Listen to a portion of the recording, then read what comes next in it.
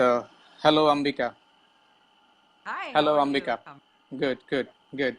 So, so actually, we could not do the screen sharing. Uh, anyway, so you can hear me, right? Oh yeah, everything's fine. Okay. All right. Also, I also can hear you. Your sound is good. Thank you Okay, for great. thank you for joining. So, hello, Iskra. Some of our friend is joining. So, hello, Hi, Iskra. Iskra Petrova from Bulgaria. Good to have you, Iskra. Mehdi Hassan Hi, Limon and Brian. Naimul Kader. So whoever joining in this Global Success Story Show, so welcome to this program, and I appreciate your time to join with us. Today I have a very special guest. I have a very special guest. So in a minute, I should introduce my guest. So before I introduce my guest, definitely let me say a few words about this program. Hello, Brian. So whoever is joining from different locations of the world, so if you can type in, so from where you are, and definitely as we proceed, you can have your questions. It could be as interactive as you want. So it's your show, your program. I'm just hosting this on this platform. I'm just coordinating. So let me tell you why I am hosting this Global Success Story show and bringing different guests from all over the world. I want to create a success story platform by the different global successful people all over the world, and my intention is to bring 100 countries successful people in this platform. And the main reason is, with these success stories, I would like to inspire people at home. I know we have a tremendous amount of potential in our country, and all of these people need a bit inspiration by the success stories. That's what I believe, because those who are successful in their own life, they have achieved something that maybe they have done something differently that we don't know. Maybe by listening and by hearing all the successful people, we can have some footprint that what things they did differently and why we are not able to do it that. So only aim is to understand their life and their story, and definitely by their story I am going to get impacted first. That's what. And the next is what is, I want all of us, those who would be watching this program, I believe that they would be benefited too. And on this journey of success stories brought to you by Dream Valley, I would be bringing the success stories from Bangladesh as well. And I would like to present Bangladesh in the globe as a very promising nation as well. In the next 1 decade or two, this is the nation to be watched. So this country has a lot of potential, enormous amount of potential, and that is what inspires me as well to showcase our talent, our industry, our organization, our culture in the global platform, alongside bringing the global success stories. Without further delay, let me introduce my guest today, who is just joining with me today, Ambika Devi. Hello, Ambika. Good morning to you, and good evening from. Namaste, Kamrul. Namaste, everybody. Good morning, everybody. Thank you for joining us. Here in the U.S., it's a holiday, so thank you for taking away your holiday time to be with us today. Thank you. So I need to give a little bit of introduction who Ambika Devi is. But the problem is, if I go to introduce Ambika Devi, it will take next 1 hour, maybe more than that, because frankly, frankly speaking, because she has so much so, she has started her yoga and meditation teaching since 1977. And you see, at the time I was just born in 1977, and she started teaching yoga and meditation. She has a multiple graduation degree, astrology, the meditation. She is doing research on doctoral research on meditation. That is a PhD. And before that, she has a master's degree in yoga. So she is a pro of yoga, meditation, astrology. She is a professor of numerous universities, and she has retired in 2000 and doing her own, building her own education industry and contributing this world to be more mindful, to be more of, peaceful.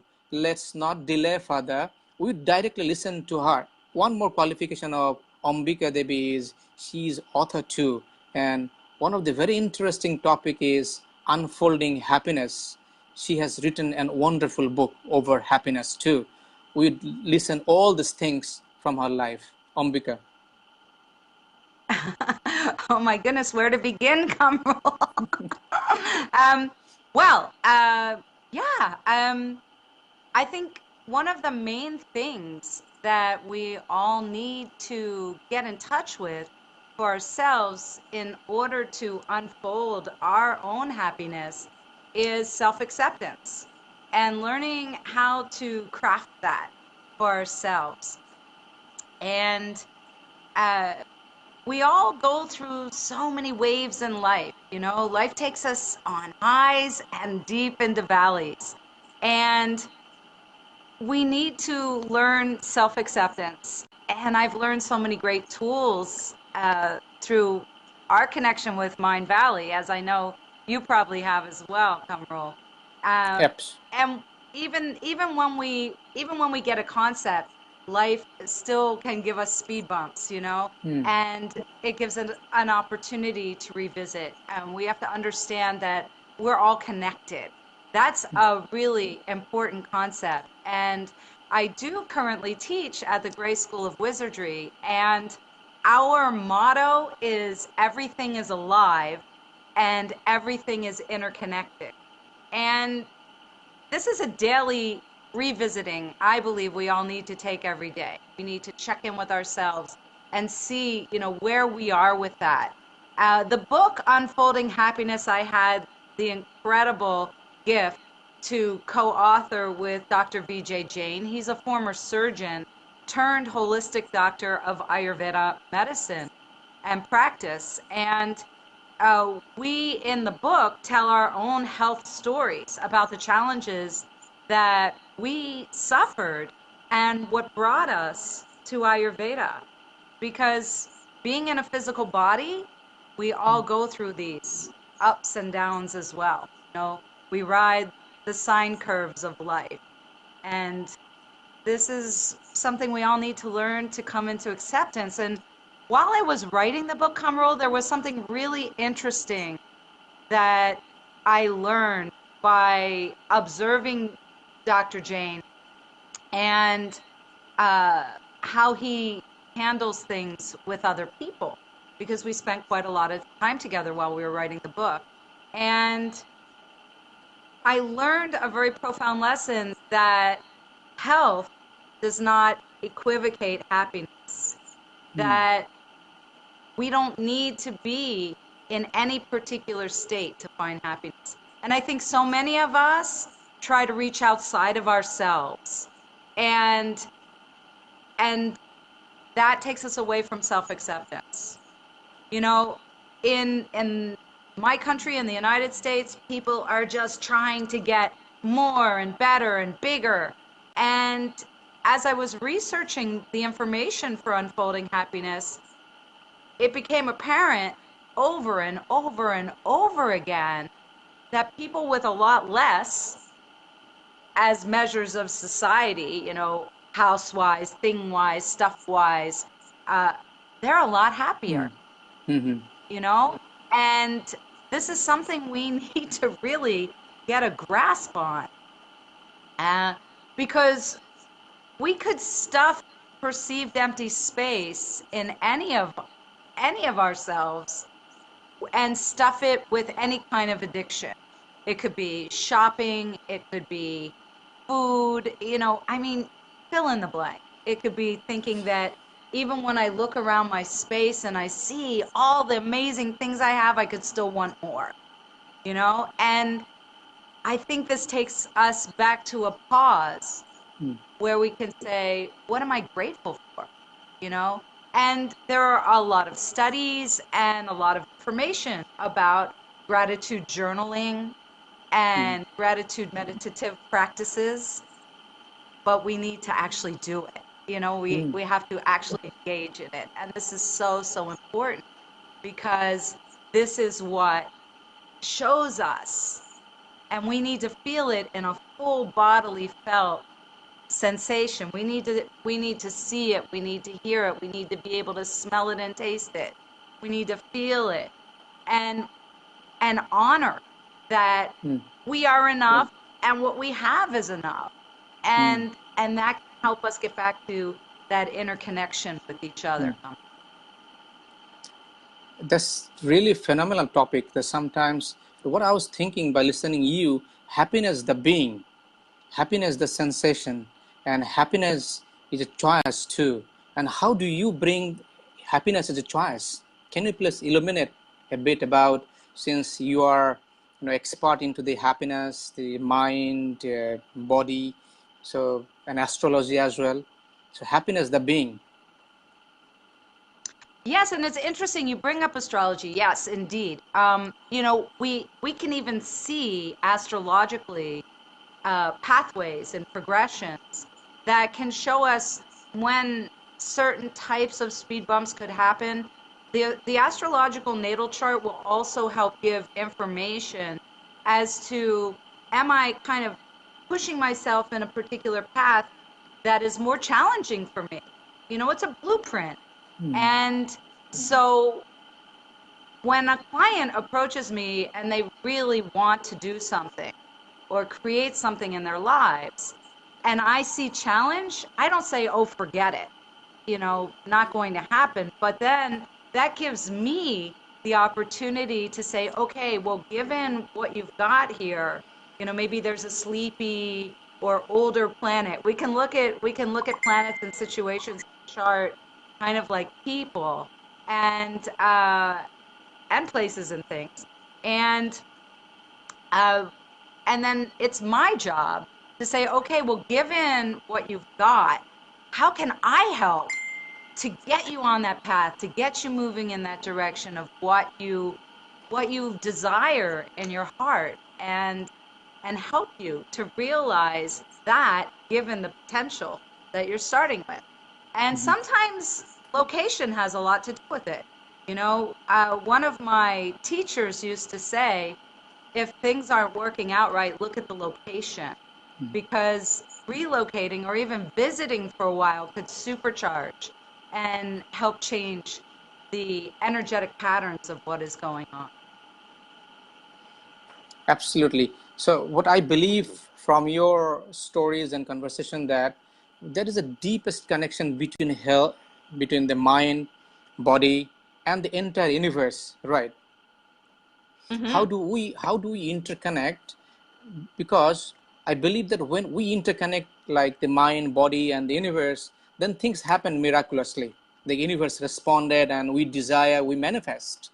That's what you teach. So can you illuminate? Can you give us some light of shade on this particular thing, that how we manifest things, how we bring our dream into reality, how we bring our desire into reality, how we get success over life? Oh, yeah.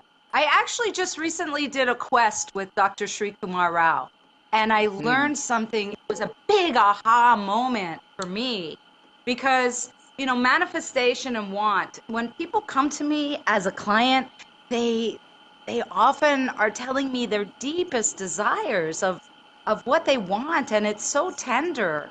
And we look at all of these programs of manifesting and abundance and things like that, and we get really goal oriented, so we just see that goal and we're just charging and charging. And I was taught a long time ago, first identify what you really, really want, then want it like there's just nothing else, put everything into it, and then let it go. Well, letting it go can be really difficult. And so for many, many decades, I thought it was the letting go part that we were struggling with. But what Dr. Rao taught me, and all of us that were with him, is that once the goal is identified, then look at what are the ways and means that can get you there, and then put your focus in that. that is a key thing, or that was a big aha for me of letting go of the goal. Then I can focus on what will get me there. So let's take an example. I work for myself. I depend on clients coming to me and wanting consultation and coaching. So I could think I want X amount of clients a week, right? Let's just say 20, just for the purpose of it. So I want 20 clients a week. Well, I want 20 clients a week. I want 20 clients a week, and I'm just focusing on that. But then I let it go, but still nothing's happening. Well, then I sit down and I say, well, what could take me there? What would help? Well, look at my advertising. How am I doing that? How am I relating on social media? Put my focus in there. Put a lot of power and energy on there. I've let go of the goal and the number, but now I'm focusing on a way to get there.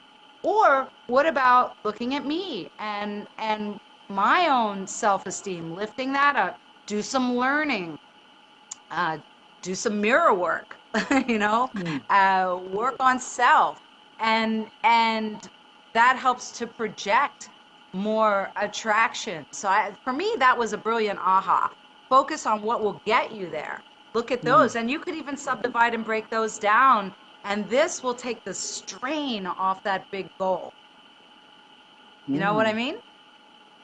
Absolutely. I think This is it's very interesting if we start looking at that way. So I mean, people come to me all the time. I want the job. I want that job. I want the job. Well, you know, we even just from a career coaching point of view, how's your resume? Have you really focused on your resume? Have you focused on your interview skills? What are you wearing? There's so many other things we could do when we say, I want that job. Now, if it's something like passing an exam, well, how are you doing with your studies? So we can, it's not just the exam, but it's what's your input? How are you investing in that input? So if I hear you correctly, what you're saying is that lot of time we tend to focus on the result, on the output, correct? And then we do the mistakes, correct? So what you're saying is focusing on the process, focusing on the step-by-step process to be there, to reach to the output, to reach to that result. Not just the step-by-step. It's not even that. Just pick one of the steps. Correct. On present and focus moment. on that. And then if that step becomes a goal, focus on what can take you there. So let up on the goal. You have to identify the goal. When it comes to manifestation or wanting to make a change in our lives, I see two groups. I can divide people in two groups. One is the group that sees the big picture but has no idea what the next step is. The other group is those who can identify where they're at right now, but has no idea where they're headed. So those two things need to kind of come in balance and find each other so that we can start to look out at the big picture and get it in our radar. And then where am I at right now? What am I bringing to the table? Another great case in point with this is in relationship. When people want to establish or create or attract a particular kind of relationship, and this is a great portion of the people that come to see me, I always ask them first, what are you bringing to the table? You've got to look at you, because in any relationship, whether it be a personal relationship, like a friendship, a love relationship, or a working relationship, which getting a job is a working relationship, we need to ask ourselves, what am I bringing to the table? Because I can only expect to bring a reflection back from others that is of where I'm at right now. So I need to look at me. I need to self-study me to figure out what I can create. That's another interesting topic. Are you talking about the awareness, being in the presence, the mindfulness, stating that on is the definitely present? A part of it. But okay, let me try and give you a story so it makes more sense. So a client comes to me and says, I'm I'm in a relationship where it's become kind of platonic and we've drifted apart, and I'm trying to figure out what to do, and then this other person comes into my life and we've created a friendship, and they haven't really done any work on themselves. They haven't looked at what's going on in the dynamics of present relationship. Why did it become platonic? What's going on to dynamics of new relationship? Is it actually any different? Or are you in some kind of haze in the beginning of it? And have I changed with what I'm offering from the beginning of the first relationship to the second relationship? So if we don't make any changes, we're just manifesting the same lesson over and over again. Does that make sense? Absolutely. Excellent. So, so that brings to me to the another topic, another dimension of, that manifestation, that to our desire. And absolutely a lot of us, all of us, we want to be successful. Now, how do we tap into the energy that gives us more power, more authority, more insight, and more connectedness into the universe to become success? Meditation. All Simple. right. Yeah. Now we can look at all these varieties of how to get into a meditative state. There are 3 levels, the way I see it, of meditation. One is physical activity. So we read about this, we hear about this, and even experience this. I mean, I know we've all had a physical activity where we slipped into a trance state. It can happen when you're driving. You're driving along, and all of a sudden you think, whoa, how did I get here? I know. If you drive, you have had that experience once. Or walking in nature and just connecting and losing the mind chatter. Anything that loses the mind chatter is the gateway in. And a sport or dancing, any physical activity, this is an entry level into a meditative state. And then there's the meditation of sleep. So these are guided meditations, hypnosis, yoga nidra, where someone's speaking and talking us down and relaxing us, and we're drifting in and out. You see, the brain waves are all firing all at the same time, right? But some become more dominant and prominent, and nothing turns on and off. Everything is moving. All the energy is moving, like sea anemones. I love that idea, and I can usually, if you've seen the movie Finding Nemo, when people have a hard time understanding this right, wrong, on, off, good, bad kind of concept, and I'm trying to teach them a way of understanding that everything is constantly flowing, everything is constantly in motion. I like the idea of it, can you close your eyes? Can you imagine watching Finding Nemo, watching Nemo and his little anemone, which was constantly flowing and moving, but it was a safe space. That's how energy works. That's how it moves. And usually everybody can go, okay, yeah, I get it. I understand it. And so we have to understand that, that energy is constantly in motion. It's not like we're just going, I will meditate, and the mind waves are just that. They're waves of chatter, that sub-vocalization that goes on all the time. And so mindfulness meditation is about observing the mind chatter and bringing yourself back to a neutrality. So true meditation is very simple. To get into a deep trance state takes practice. And all you need, the components that you need to meditate are sit up straight, because we want the spine as straight as it can be, if that's available to you. If you can't sit up, you can do this laying down. You just do the best you can with the physical body, okay? And then close the eyes and breathe in and out through the nostrils. And it's so important.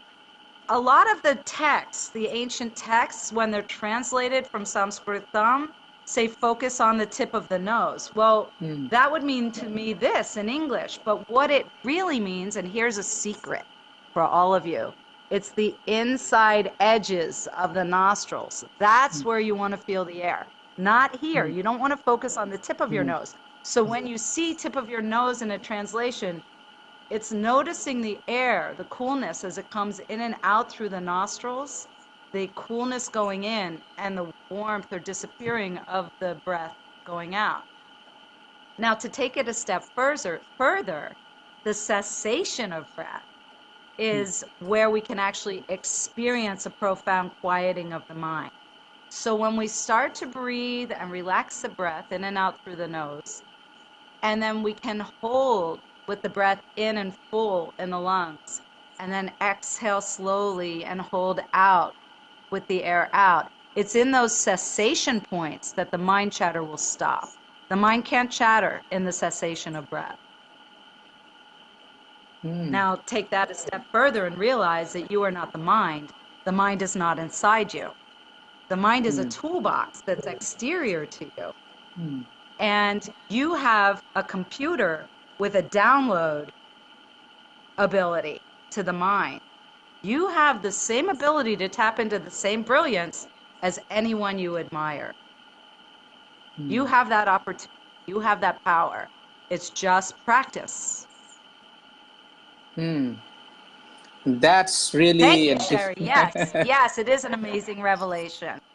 Thank you, Iskra. Yes, it is the difference in seeing the air under the edges of the nostrils. It's a huge difference. So if you get nothing else from what we're talking about today, that right there is going to help you understand both of these concepts that both you, Cherry and Iskra, got just now about where the breath is and where we notice it, and realizing that the mind is exterior. Gosh, when we can do that, it gives us so much freedom, you know? It gives us so much space to be. Absolutely, that's really fast. I will come back to you in this point particularly, but in the meantime, I have a request to all of you, those who are watching from different part of the world. Can you just type from where you are watching, so it could help me also to understand where my viewers located are. So Shirley, you're watching, the Cherilyn, you're watching, I know Judith, you are watching too. So, and if you have a question to my guest Ambika Devi today, this is a wonderful opportunity. You can ask me, please. You can ask her directly here. Would just bring the question and answer to her. So while you type the question, I have one thing. Portugal, Cherilyn, where are you from? If you can just quickly give a comment and thumbs up and Pennsylvania. Give some love and is the thing that you want to hear, and also give us comments as well. Thank you. I expect a lot of your suggestion, comments, thumbs up, hearts, anything. Oh, Bulgaria. Look, we're all over the world. So cool. Thank you for tuning in. Kevin, I know Kevin is from, you just type in, I know you're from Canada, so why don't you say a few words in, right. And James Carter, I don't know, hi James, from where you are. So if you can quickly type from your country or your city, so from where you are watching and viewing this program. This is a Global Success Stories, where I'm bringing the different successful stories from all over the world. And today I have a very successful woman, very successful entrepreneur, very successful professor, very successful astrologer, very successful yogini, very successful meditation teacher. She is doing meditation teaching 1977. Can you count it? How many years? So it's a okay, wait a minute. People are going to start, let's not get into age. I want to address a question that I saw from one of my colleagues, from Nicholas Kingsley, who's coming from Oregon. What drew me to this path? So I went to as a child, when I first went to school, I went to public school. And my birth name, last name, put me in the back of the classroom. And my eyes were not strong enough to see everything, and so I was having trouble with spelling and letters and writing. And I was invited, my parents got an invitation from a local private school to put me in a pilot program, and I had to agree to do first grade over again. And I thought about it and I thought, I'll give it a try. I went to meet everybody. I mean, little 6-year-old me. And I felt comfortable and I really liked the environment of the school. And I agreed to go. And I was with another group of kids from all different public schools. They were trying out a whole new reading and writing program on all of us. We were kids that were struggling in our original schools. We all agreed to do first grade over. So it wasn't like we were in it alone. And that felt really comfortable to me. And we all excelled. We all became amazing people. And that got me really interested in reading and writing and being creative. And at that school, we did a group meditation once a week on Wednesday mornings for an hour, one whole hour. Can you imagine little kids sitting still for an hour once a week? And it was very relaxing and calming. And we had amazing outdoor festivals for the school in this beautiful grove of pine trees. And this land was in Pennsylvania, Cherry, and it originally belonged to William Penn. That's who Pennsylvania is named after. And I got to sit in this magical grove of these huge pine trees and partake in these. And one festival in May, our May Day celebration, which is Beltane, some of you may know, and how interesting that we were celebrating that. We actually danced around the maypoles. We were graced with a famous yogi who had come from India, Yogi Amrita Sai, who had been teaching people and teaching them to be instructors. He had been teaching for many years. And I was in first grade, and we were adopted by 12th grade girls. And so we had a big sister, little sister thing going on. And we all sat there in the grove and we watched these yogis. And I turned to the little first grader next to me and I pointed to them and I said, I'm going to do that. That's what I'm supposed to do. And I just knew it from watching them. And they were doing physical yoga and there was classical music playing. And a few years later, my mother started taking me to yoga classes. And she took class with a disciple of Iyengar, very famous yogi also who came to the West. And I also met Swami Vishnu Devananda, who was a disciple of Swami Shivananda. So this all happened rapidly between the ages of 6 and 9. And Swami Vishnu Devananda was traveling with Peter Max, a very famous visual artist. And I was obsessed with his artwork. And I had bed sheets with his artwork on it. And I wanted so much to just have something that he created. I just thought he was so magical. And his Swami was traveling with him, Vishnu Devananda, and my mom found out about an art opening that was happening near us, and she surprised me and took me. And there were 4 books with the words of Swami Satchitananda, who was also a disciple of Swami Shivananda. And Peter had illustrated the books, and there were 4 books. And their titles were Love, God, Thought, and Peace. And I wanted all 4.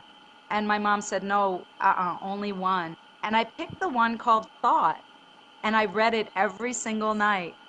And I really got into the teachings of Swami Satchitananda. And then when Be Here Now by Ram Dass came out, I immediately purchased that book. That book and The 4 Agreements are the 2 books I've bought over and over and over again because I give them to people. And I don't even know how many copies of Be Here Now I've bought over the years. Probably at least 20. And oh my goodness, with The 4 Agreements by Don Miguel Ruiz, when I was a college professor, which I was for 21 years, teaching holistic health, I insisted that my students to be read that book before they entered into my classroom for the first time. So just like when you go to school and you get a summer reading list, this was a required book for my students. Those two books I felt were very, very important. To me, they have a lot of yogic teachings in them. Well, definitely Ram Dass's, but people may not understand because Don Miguel Ruiz comes from a different background, but still very mystical and very magical and very yogic in its teaching. And so these are very, very important too, to understand this whole path. And it just went on and on and on. I ended up in my first school led to a second Quaker school, which led to a third. But it was in the third Quaker school, my high school, that I started to realize there was more for me. And I ended up leaving there before my senior year because I had 3 teachers my freshman year that tried to squish me down. 2 for my spelling. I had a challenge with spelling. It didn't ever hold me up as a creative writer, but when I was handing in papers, it was an issue. And then I had a geometry teacher who marked me wrong on all my exams for spelling. And when I went to summer school, the head of the department was my summer school teacher. And after 2 lessons, he said, "Bring your mom to the next lesson." And I did. And he said, "I'm giving you an A. You didn't fail geometry. There was no reason why this teacher should have marked you wrong with spelling." So it was interesting. And even though I had these big knockdowns, which could have actually really squished somebody for a long time, I still pursued my writing. But it wasn't until just recently that I realized that they were still kind of looming in there. And so it's important for me to share this story with everybody because we may not know where a phrase was said to us or when that could be holding us back. And it's not necessary to go digging and ripping through the past. It will surface if it needs to help you. But what I recommend and how I got to it was by doing mirror work and deep gratitude. That's what kind of loosened it up and helped me to unfold my happiness even further. That's a really great conversation. That's lovely to hear. I know you can go on and on and on, 4 hours, 5 hours, 6 hours, 8 hours, even a day. You can fill into these days with these contagious speeches that you keep read, I should say. I would take one of the question rather. In the meantime, what concepts stuck with you from childhood that you brought into unfolding happiness? That's really a lovely question. What So concept? relating to nature, you know, when I think about what's one of my happiest memories, I can remember being in the woods, riding on a pony, and my dad leading me on a trail and just singing. So singing and being in nature and feeling led. So if I'm pushing too hard, I realize I'm not allowing energy to lead me. And if I'm trying, then I'm not allowing things to unfold for me. And so backing up and relaxing about this and getting out in nature. So walking outside, looking at the sky, smelling the air. If it's raining, feeling the rain on my skin. If it's sunny, feeling the sun on my skin. Being grateful for water, blessing water. Just say love before you drink the water. These little things will bring that spark of happiness and it'll ignite the flame in your heart. That's great. That's wonderful expression. That is gratitude. That what is actually, around with us. Once you were saying that great control and great lose, how we actually control our destiny, our happiness, our success. I have the last question to you. That what is success looks like to you? after achieving so much out of your life in different profession, what the success looks like and would look like to you? This is easy for me to answer. And I'm going to use the answer that a teacher of mine gave. So when my teacher was asked, and this was about enlightenment, so we could just plug in success into the story. So my teacher was asked, this was a yogic teacher, a yogi that I studied with. It was actually the very first one I saw on the lawn doing yoga, Yogi Amritasai.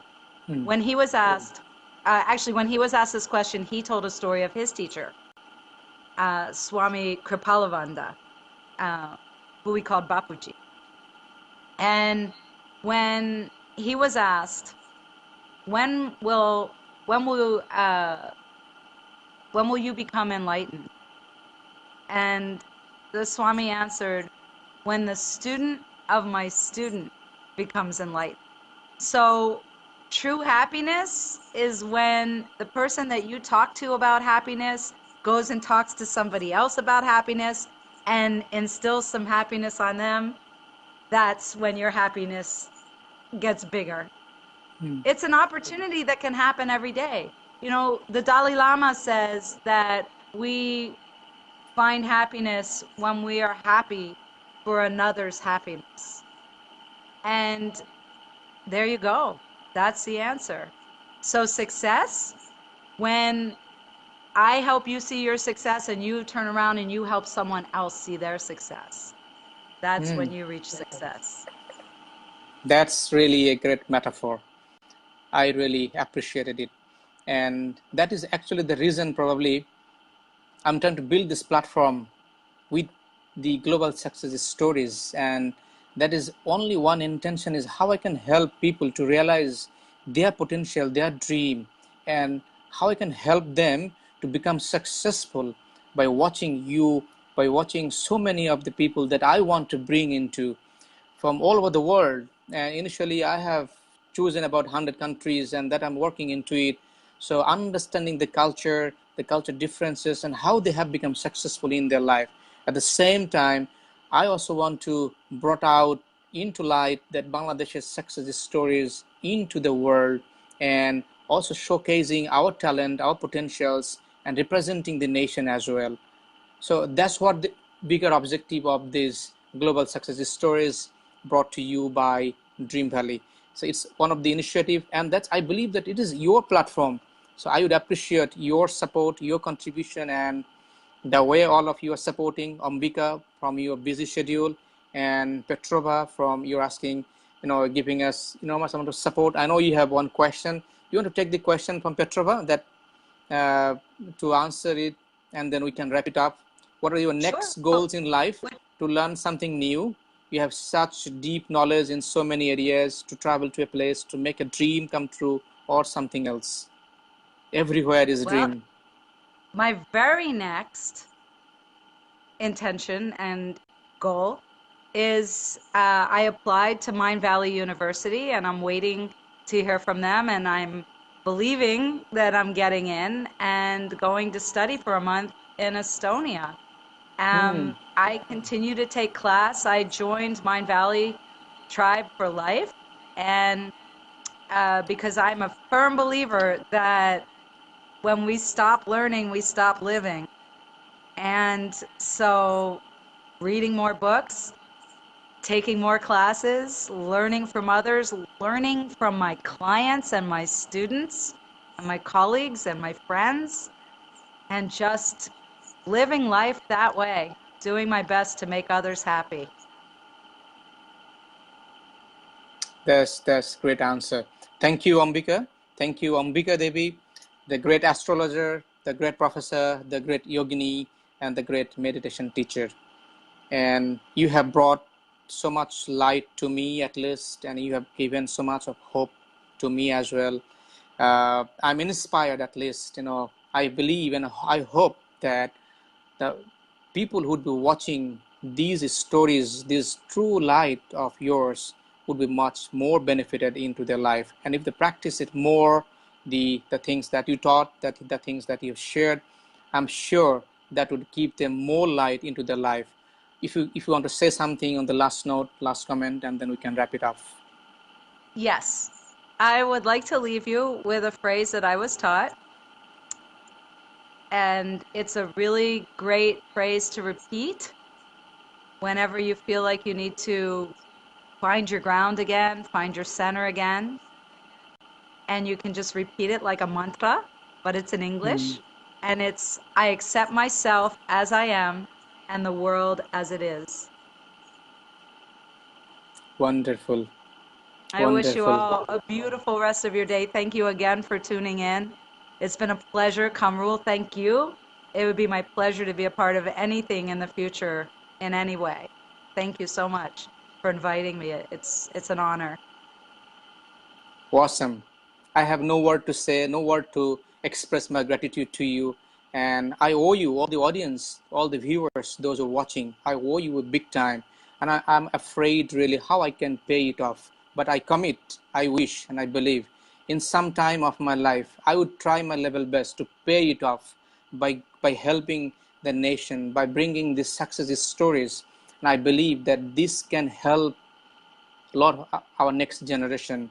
And I believe that this country has a potential. And I want to contribute by bringing these success stories, by bringing this global platform to all of you in your doorstep. And coming next today, I have another guest. See you tomorrow. Thank you so much. Good night, good morning, and be I happy. love you all too. Thank you for all your love. Mwah. Thank you. Appreciated and taken and received. Good luck and goodbye.